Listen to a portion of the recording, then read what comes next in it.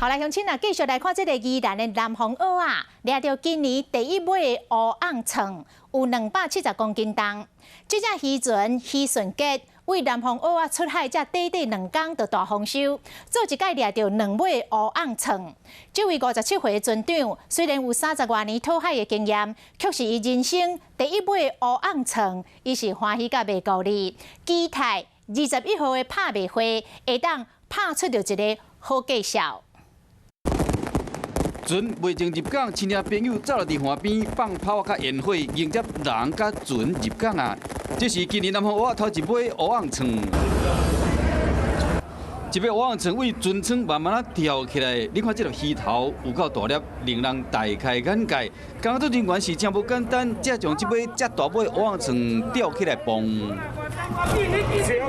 这尾有270公斤重，船长有够欢喜，讲这是讨海30年来头一摆出港2天，就一摆掠到2尾乌昂鲲，依照外形甲肉质选出其中的一尾。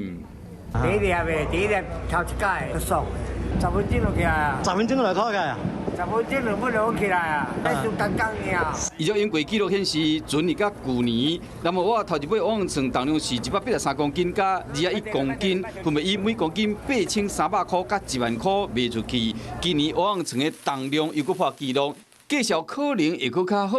南方蚵仔拍算伫21要拍卖这尾乌昂鲲，是到鱼友的笑嗨嗨。